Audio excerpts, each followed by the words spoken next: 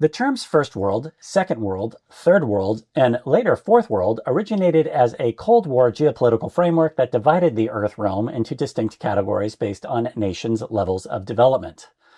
The First World was classified as Western nations like those in Western Europe and North America that at the time became further allies with the United States.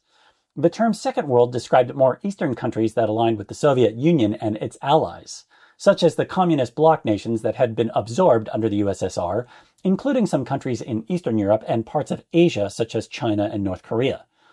The term Third World likely was coined by French demographer Alfred Souvenet in 1952, drawing an analogy to the Third Estate in pre-revolutionary France, which represented lower-class poverty, which in Cold War-era rhetoric described countries that were not aligned with either the Western Bloc or the Eastern Bloc, which encompassed many nations in Africa, Asia, Latin America, and often characterized by developing economies. The term Fourth World, later popularized in 1974 by Swaship chief George Manuel in his book The Fourth World, An Indian Reality, to categorize regions that did not fit into the existing political or economic categorizations at all, meaning those who didn't use money, such as indigenous people and other stateless or often marginalized and oppressed groups, who are not fully ingested into the non-nation states where they reside. The concept of the Second World largely disappeared after the end of the Cold War in the 90s and the collapse of the Soviet Union, which then resulted in many former then-called Second World nations transitioning to market-based economies and more democratic-leaning governance, arguably then becoming part of the First World.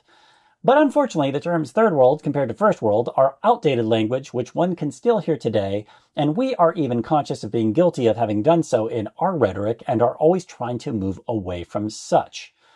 Although the First World did deserve a pat on the back for half the time leading the way for other nations to become more democratic, while the other half of the time fueling anti-democratic coups in South America, the term First World is increasingly seen as problematic for several reasons, as it reflects outdated, inaccurate, hierarchical, and often oversimplified ways of categorizing entire nations. The label First World at the time was very much a Western framing on behalf of the West, with self-arrogance implying first-in-line superiority over the Second World and the Third World countries, let alone the Fourth World, which was still, and is often still today, considered irrelevant, creating inaccuracy that suggests the entire population of a certain entire nation were inherently better or more advanced than the entire population of certain entire other nations. Not to mention also marginalizing alternative systems of governance, economic structures, and alternative cultural approaches to societal well-being. Because the Third World became synonymous with poverty, underdevelopment, and instability, which stigmatized many non-First World categorized countries, basically implying that the First World was synonymous with suburban 1950s-era infrastructure and concrete roads with multiple room houses that have central heat and air conditioning, while the Third World meant dirt roads with thatch or cinder block huts with chickens wandering around inside their dirt floors. Yet numbered binary framing totally ignored nuances and perpetuated a false narrative based on only linear economic progress and is today rooted in geopolitical divisions that no longer exist, reinforcing the mindset of a privileged superior group of nations while oversimplifying the challenges faced by others. So it's key to note that the use of Third World can be seen as old and outdated of a mental operating system, which is and always was a pejorative, and more modern and precise terminology is superior in contemporary discourse, because the term First World being used today very much fails to account for the complexity of global development. For example, many so-called First World nations very much still struggle with issues like poverty, inequality, and infrastructure gaps, while some developing or Third World nations have areas of rapid growth and innovation. Today, terms like emerging economies or developing countries, or low to middle income countries, and global south are more commonly used to describe the former Third World classified countries and economic statuses,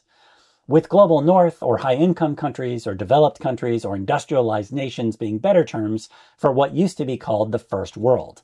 with developing countries being not the best because they still have plenty of developing to do, and northern countries still having plenty of industrializing to do because they have failing infrastructure.